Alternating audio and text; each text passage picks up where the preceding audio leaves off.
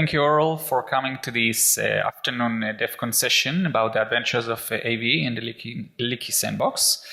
Together with me, we have here Itzik Kotler, the CTO and co-founder of SafeBridge, and yours truly is the VP Security Research of SafeBridge. So what we are going to cover today is exfiltration from highly secure enterprise. We are talking about mainly two scenarios. One wherein the enterprise has its endpoints with restricted internet access. That means that only traffic to a closed set, very small closed set of whitelisted hosts are allowed per endpoint. Such hosts can be, for example, Windows Update servers, antivirus servers, and so forth, hosts that are really needed for the proper functioning of the endpoint. And the second variant is even stricter, wherein endpoints simply do not have any internet access whatsoever. They do have, of course, visibility into the enterprise network, wherein a set of update and management servers reside on a separate LAN segment that are allowed to access internet hosts, so that the endpoints eventually pull or get pushed with Windows updates and antivirus updates from the management servers that reside on premise. So let's say now that instead of traditional antivirus, we have cloud-enhanced antivirus. Obviously, a lot of people now are in love with the whole cloud theme, wisdom of the clouds, and so forth. And obviously, a cloud enhancement is, as the name implies, an enhancement. What can possibly go wrong? So we say that yes, something can go wrong. Adding cloud antivirus can degrade the security of the endpoint. How? Like we said, we are going to exfiltrate data from the enterprise. Again, we are assuming that we are talking about highly secure enterprise with restricted or no direct internet connection for the endpoints, and we're going to use the cloud antivirus to actually exfiltrate data from the endpoint, where with traditional antivirus we could not achieve this goal. An important property of our attack is that the attacker can be anywhere in the internet. There's no requirement for the attacker to be in proximity, either geographic or network topology wise. So for example, we're not talking about necessarily an attacker that resides on the same ISP or that attacker that owns ISP servers and so forth. The attacker can practically be anywhere on the internet. And the feature of the cloud antivirus that we are going to exploit is the antivirus sandbox. Before I describe the technique, we're going to go very quickly on some related work to make sure that we understand the context of this new attack. So obviously exfiltration at large is already known and researched for several decades, with lots of works covering lots of exfiltration techniques. All those exfiltration techniques assume unrestricted internet connection. Clearly this is not the case in the scenarios that we look at. Also, there's a lot of work on air-gapped endpoints, the other extremities, and it's great and amusing work from a Ben-Gurion University research group, but all those attacks require eventually that the attacker is in close physical proximities, can be either somewhere between meters and hundreds of meters from the network. This is, again, a very most restricting requirement that we do not have in our technology. There are some works on third-party sites, on exfiltration via third-party sites that could have been theoretically be applied in this situation where the third-party site is the update server from Microsoft or from the antivirus, but from reasons that we go into in details in our white paper, all those techniques are irrelevant because we are talking about an update server, not a regular browsing website, not a regular website. There's a lot of research, of course, on antivirus sandboxes. There's great research discussing all kind of properties of antivirus sandboxes, but all that research leaked data from the sandboxes themselves, not from the endpoint of an enterprise. So again, lovely research, but does not help directly in our case. And there's one case of Tavis Ormandy leaking data from the endpoint using the Komodo sandbox, but again, this research assumed that there is no restriction on the internet connections from the endpoint, so again, less relevant in our case. And so we really are convinced that this is a new and much improved attack over existing techniques and technologies. So here is the technique that we devised. We need two building blocks. One is the ability for malicious code to trigger an antivirus event. And in one of the previous links, in the slides that I just went through, has a very nice compilation of such triggering of techniques to trigger an antivirus product.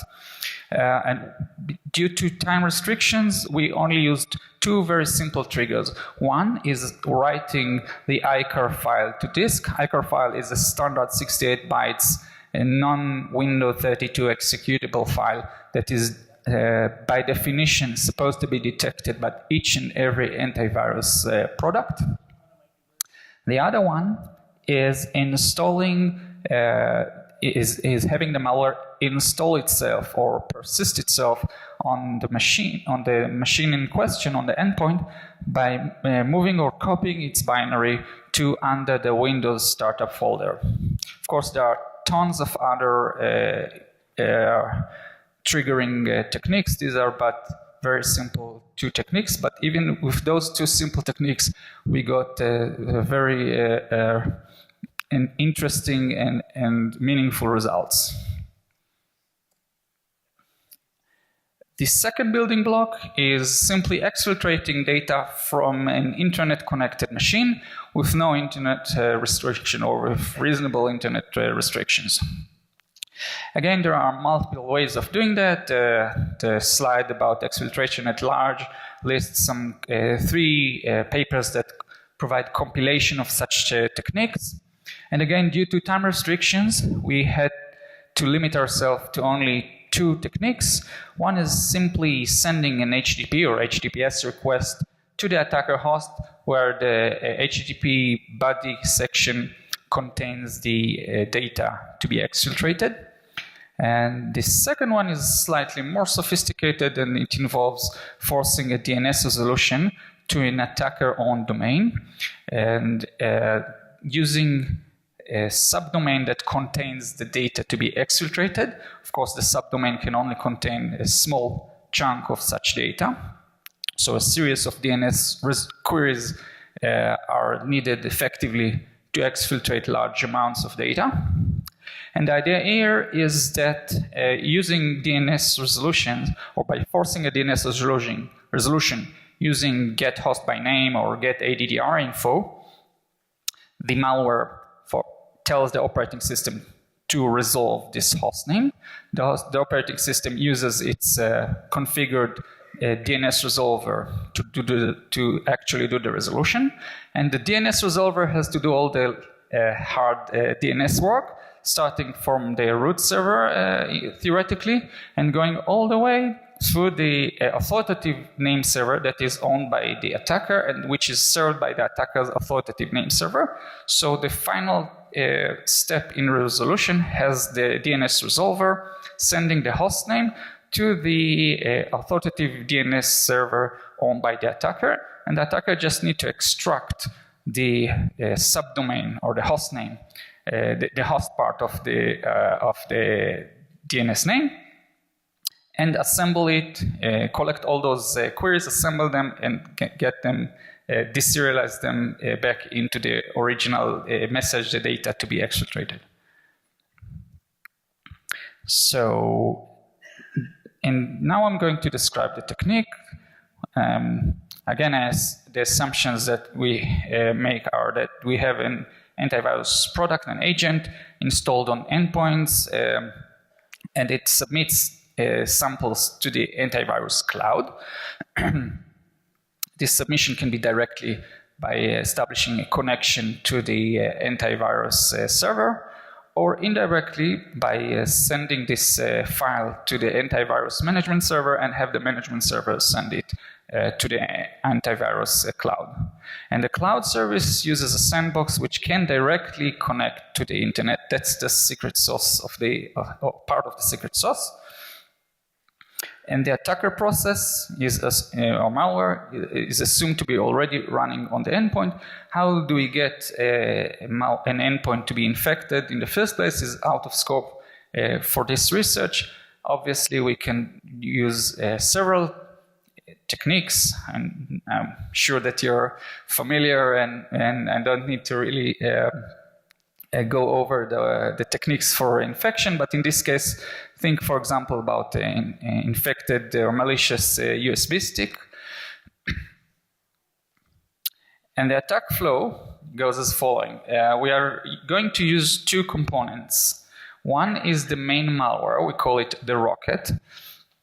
The rocket is responsible for the data collection, the sensitive data collection. It can collect documents, PowerPoint slides, Excel files, database queries and database files, whatnot from the endpoint. And the rocket contains a copy inside it, inside the binary, inside the process memory. It contains a small additional executable we call the satellite. And the satellite is responsible for the actual exfiltration. It has logic for triggering the antivirus agent, and also it has logic for a generic exfiltration. So as we said, the assumption, the zeroth step, is to have the machine, the endpoint, infected with the main malware of the rocket. As you can see, the rocket contains the satellite inside it. Then the rocket collects the sensitive data from the endpoint and embeds it into the satellite. The satellite has inside its own binary, the satellite has a static buffer pre-allocated, and into this buffer the rocket writes the sensitive data to be exfiltrated, or let's call it the payload. Then the rocket writes the satellite with the collected data inside it to disk and executes it using, for example, a system or any other standard execution method. So now two malicious processes are running side by side. The original main malware, the rocket, and the satellite, which contains inside its binary form the collected data. Now the satellite runs its triggering logic, and so it triggers the antivirus agent. The antivirus agent maybe quarantines the satellite or stops the satellite, but also sends this sample to the cloud for further inspection. Now in the cloud, the antivirus server opens this sample into a sandbox and runs it inside the sandbox. The sandbox, I remind you, allows some form of internet connection. And so the satellite uses this internet connection to send the data to the attacker's command and control server. We have a market share research from OpsWatch showing 11 leading antivirus vendors. Again, due to time restrictions, we only tested 10 of them. We had to omit Spybot. And the results are that Avira, Antivirus Pro, ESET, Node 32, Kaspersky Total Security, and Komodo Client Security were found vulnerable to this attack technique. So 4 out of 10. Do notice that this attack technique is not too subtle. We are triggering an antivirus agent, so we're expecting some pop-ups and logs and audits and whatnot. But it's also, at the same time, too late for the enterprise to react. The data is already on its way to the cloud, and once it gets executed, sometimes within seconds, the data is practically exfiltrated. While doing this research, we collected a lot of insights on cloud antivirus sandboxes. Some sandboxes like ESET blocked HTTP but not DNS. Some sandboxes blocked access to environment variables, so when we try to enumerate them, we'd get an empty list. Some have non-standard software and environment variables. We'll see an example shortly. Of interest is the fact that the somewhat surprising fact that cloud antivirus sandboxes do not try to hide themselves. In almost all of them, at least one of the below list was static or indicative of sandboxing. The computer name, disk volume serial number, MAC address, which is either static or indicative of sandboxing, like for example VMware, the VMware vendor MAC, and performance counter frequency, which again can be indicative of sandboxing. Some sandbox infrastructure is shared among several vendors. Lead time from submission to getting data exfiltrated varied wildly. We have sub-minutes actually. We had some cases where it took 10 or 20 seconds to cases where it took 2 to 3 hours. Also of peculiarity is that we saw some cases where multiple executions were carried out. So we kind of assume that when a sample is uploaded to the sandbox, is uploaded to the cloud, it gets executed once in the sandbox. Well, clearly that's not always the case. Sometimes it is executed multiple times. And finally, somewhat amusing is that some antivirus agents also started getting suspicious about the Rocket, the main malware, and they noticed that this main malware contains a small executable inside it. So they extracted this small executable, the satellite, in its vanilla form, that is before data was embedded into it, and executed this vanilla sandbox, satellite inside the sandbox. So at first it was a great surprise, but later we figured out what's going on.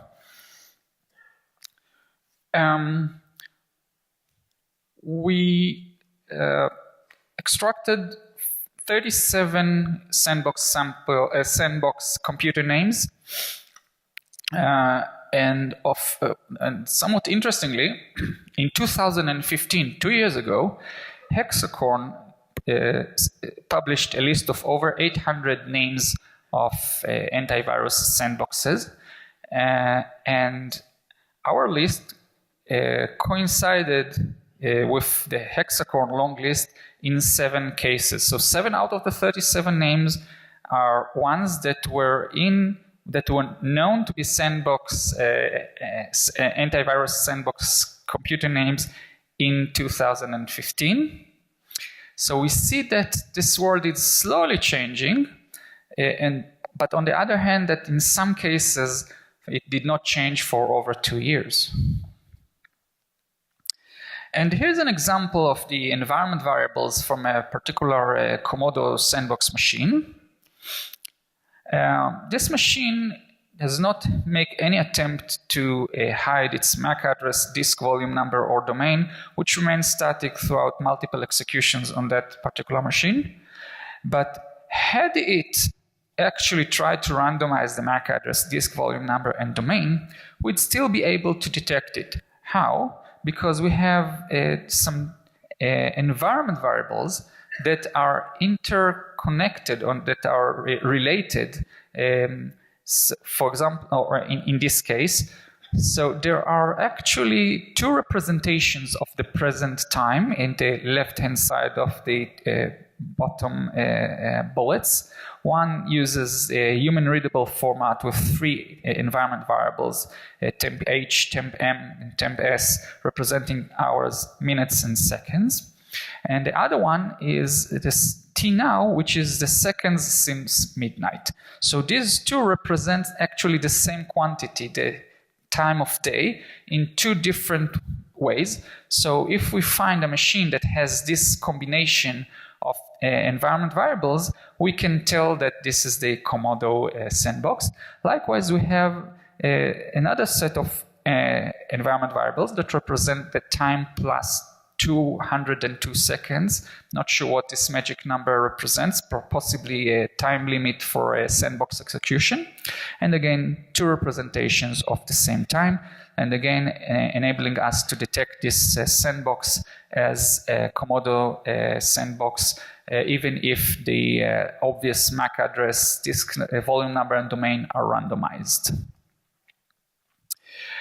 We kept talking about cloud sandboxes, but in fact, this research also applies to on-premise antivirus sandboxes, which are considered a more secure alternative to cloud antivirus sandboxes.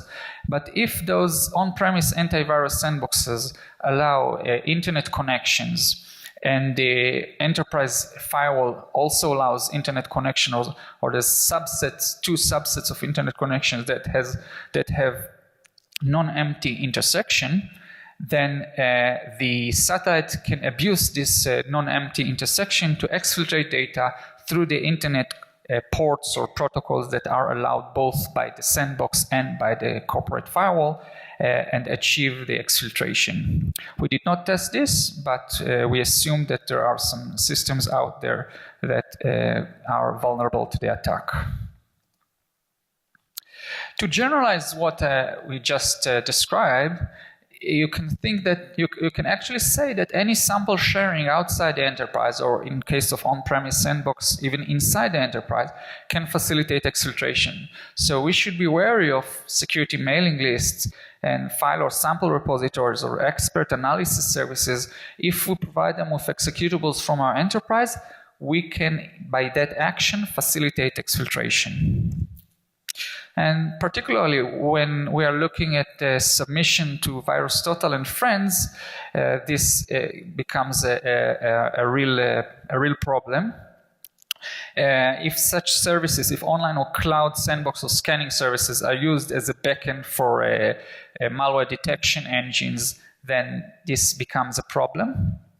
And and of course, if VirusTotal or Joe Sandbox or payload security products, services, are used manually, then obviously if this sample we share happens to be a satellite type of sample, then we actually facilitate exfiltration. And we did manage to do that with Google VirusTotal, with Joe Security Sandbox Cloud, and Payload Security Hybrid Analysis.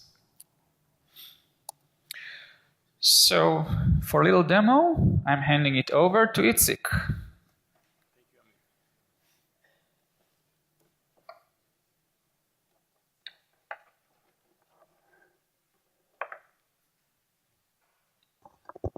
Thank you. So, as Amit has presented, we have released a tool that basically I'm going to demo it. The tool right now is already on GitHub, so once Amit will present his computer back, you can see the URL and download.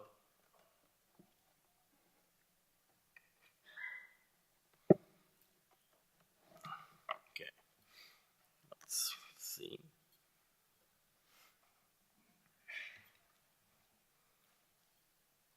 Cool. So the tool's name is Spacebin, and basically what it does is exactly what Amit described. We have developed 2 components. One of them is the rocket, one of them is the satellite. And I'm going to make a presentation here that shows exactly how it works. So the first time, what I'm going to show right now is a local simulation on my own laptop. So basically this is a Windows 10 machine running within my Mac. And I'm going to compile right now a rocket and a simulation. And the purpose of that exercise is to leak the string allow DC25. So we are using Python basically to generate a C++ skeleton, and within that skeleton we embed the actual file, the actual strings that we would like to exfiltrate from that purpose company. As a way to embed the information, we're using a magic number, so we're not actually compile anything. The satellite, as Amit presented, the vanilla version, basically contains a buffer within the executable, which is then will be rewritten with the information once the attacker wants to exfiltrate it. So the process that happened right now, I've compiled the rocket. Sorry? Bigger? Okay, I'll try to make it a little bit bigger. So we have compiled the actual, hold up one second. Yeah. Okay, so we have actually run a Python script. That Python script generated a C++ file that will be the rocket. And in it, we provided the string that we'd like to steal. That string was a low DC25. Obviously, as a POC, that's the purpose of it. It can be enhanced to do actual more files and whatnot. Again, in order to overcome the idea of how we will write the information in real time, we've allocating the buffer and using these magic numbers to basically know exactly within the executable where we can rewrite with the actual information. So the satellite, once it's executed, and here it's named DPP, is going to try a number of different ways to basically communicate outside. So the first one will be DNS, and the second one will be a bunch of different ports. So let's see that it's working.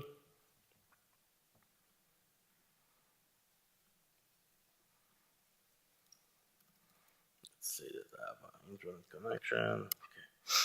Okay. And so basically for the purpose of this exercise, Amit and I, we have registered a domain. And this domain, we basically own the name server, as you can see here.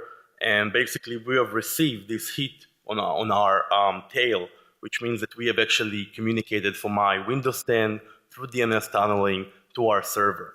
So just to prove that the information that is packed here is the same as we have initially decided, let's decode the base64 string and see what's the output. Obviously, we need to make sure that it's paired completely.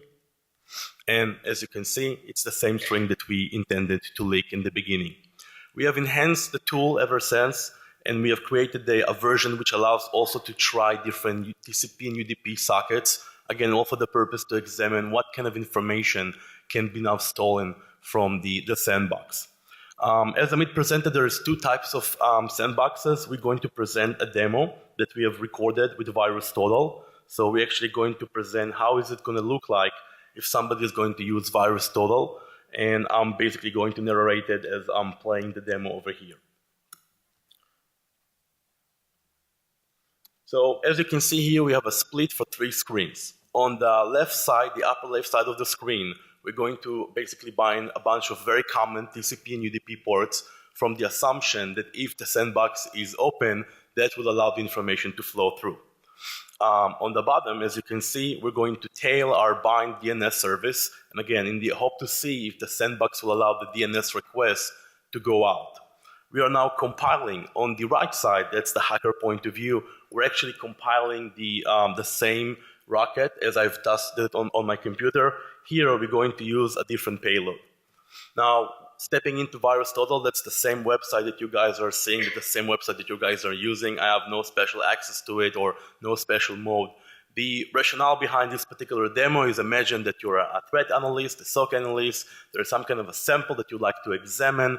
Now you're going to go to VirusTotal, you're going to submit that sample. So far, so good. Sounds like a very solid workflow. So I'm going to do exactly that. I'm going to upload the created satellite into VirusTotal, and it will start processing. It will take about a minute till it will actually connect back. Take into consideration the order that these sandboxes are being activated. We cannot control it. As Amit specified, it can be seconds, minutes, or hours. In this particular demo, it's about a minute. So as you can see, VirusTotal is actually processing the sample, doing what it's always doing. Now let's put attention on the left side of the screen. What's going to happen here is that we're going to see information coming both on the TCP UDP sockets as well as on the DNS. So let's let it run its course.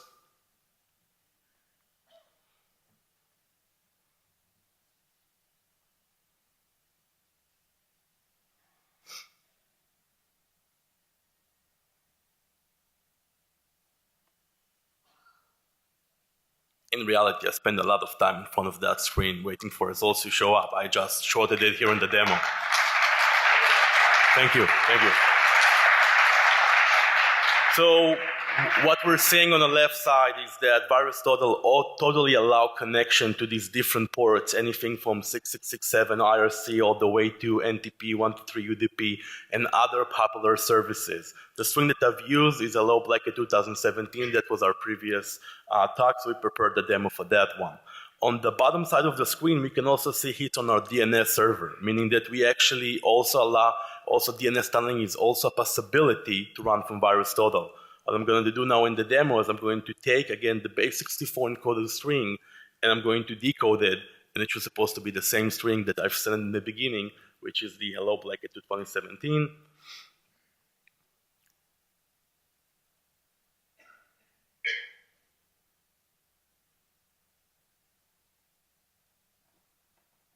And that's that. So again, just to kind of quickly recap what we've seen right now. So what we've seen is a malware contains another malware, and that the secondary malware will try to communicate out from the sandbox on two different methods. One is the DNS tunneling, as shown in the lower bottom of the screen, and then on the try to create open sockets on regular services and try to communicate the string out. So back to you, Amit.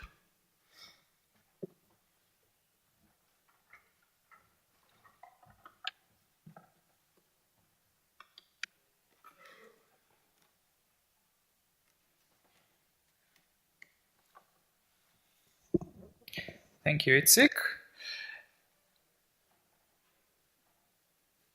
All right. So obviously we informed the affected vendors.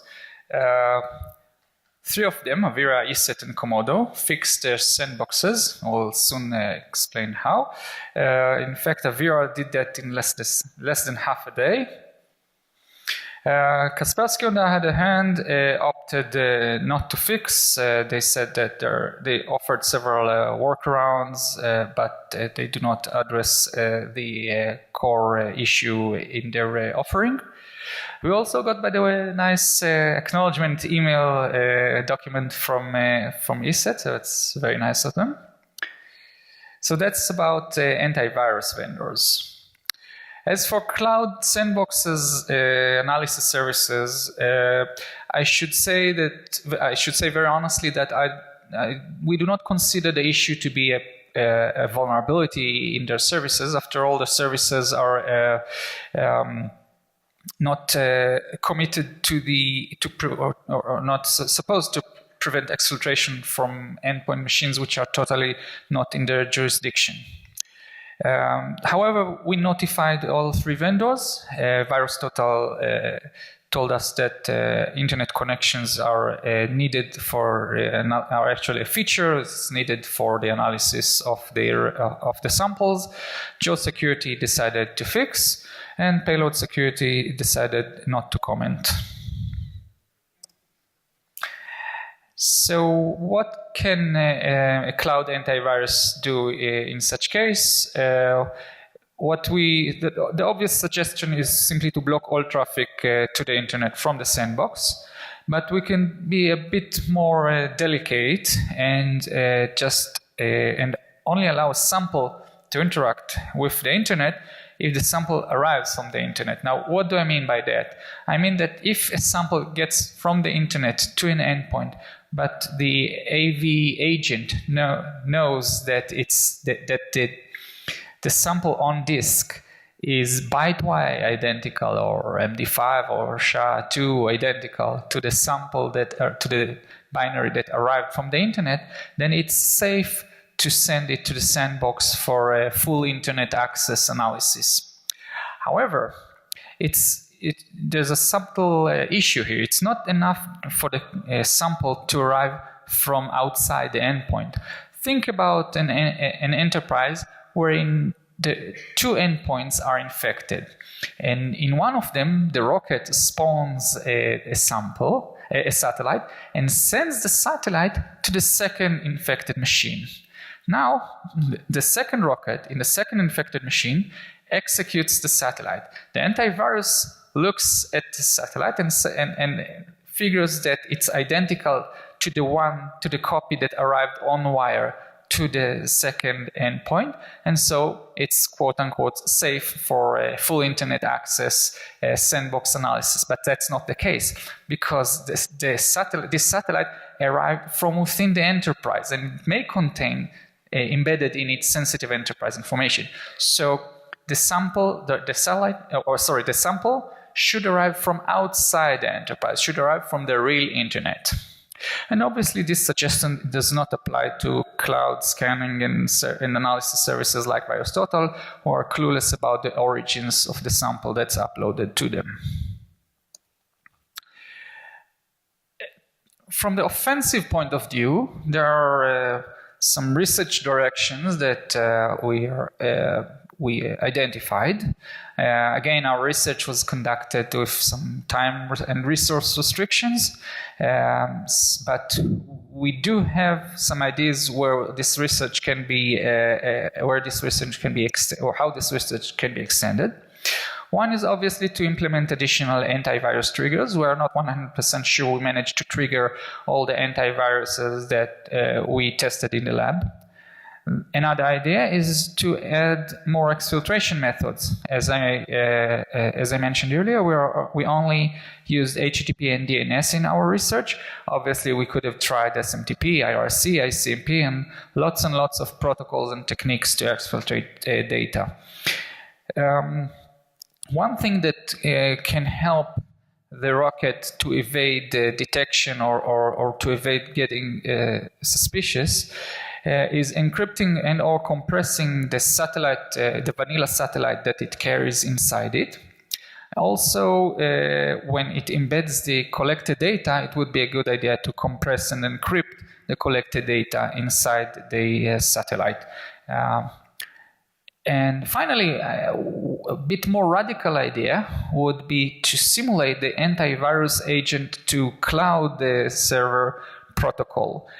This would allow the rocket, the main malware, to submit the satellite directly to the antivirus server instead of having to trigger the local antivirus agent.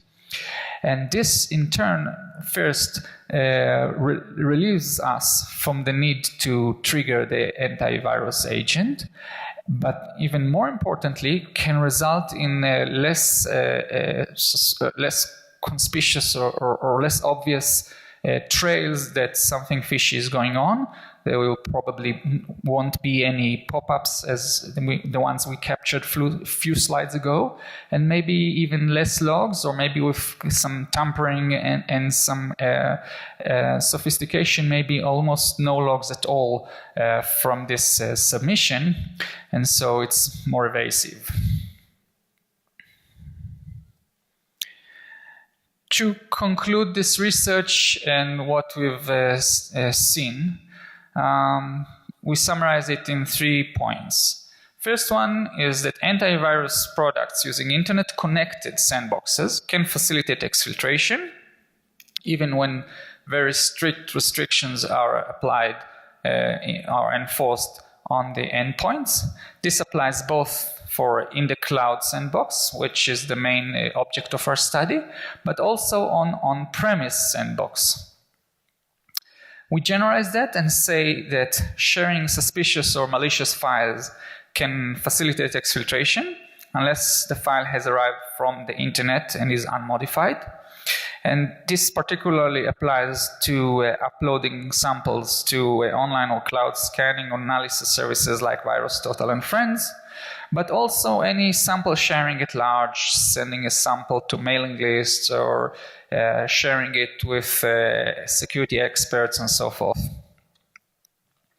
Finally, particularly for antivirus products, Avira, ESET, and Komodo fixed their sandboxes so that they no longer allow internet connections, so they're apparently safe. Kaspersky is presently known to be vulnerable, unless, of course, its users use any of those workarounds suggested by Kaspersky. And with other vendors, we can't positively say that they are not vulnerable, because we only studied a very small set of triggering techniques and exfiltration techniques. But obviously more research should be applied in this area.